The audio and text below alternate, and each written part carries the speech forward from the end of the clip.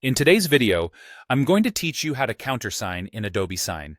This is a quick and efficient way to manage your signing duties without any hassle, ensuring that all parties involved can easily access and sign the document as needed.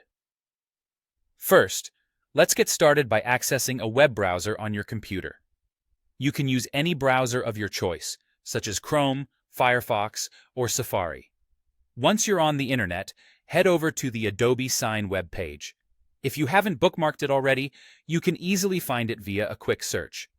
Adobe Sign is a trusted platform for handling electronic signatures, and it's incredibly user-friendly. Next, you'll need to log into your Adobe Sign account. Just enter your email and password. Make sure these are correct, as any mistakes might prevent you from logging in.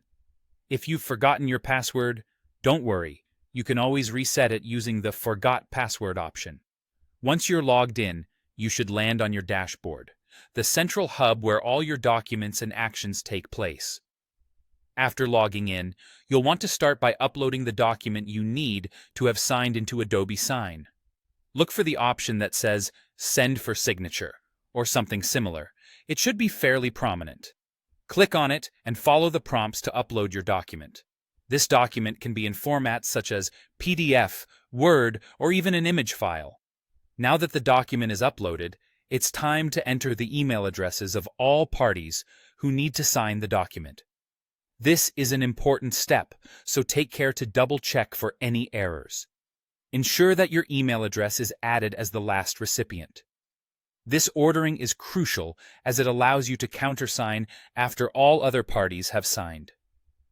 With the email addresses entered, navigate to the preview page. This is where you'll add the signature fields to the document. The preview page gives you a visual representation of how the document will appear to each signatory.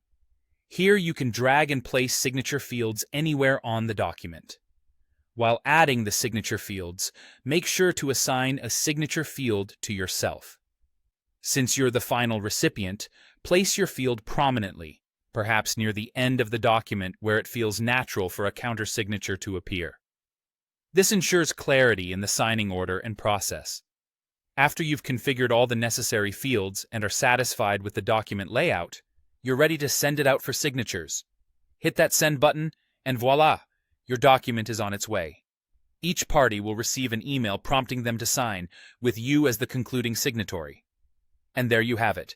You've successfully configured a document for countersigning in Adobe Sign, streamlining your workflow and securing those essential electronic signatures.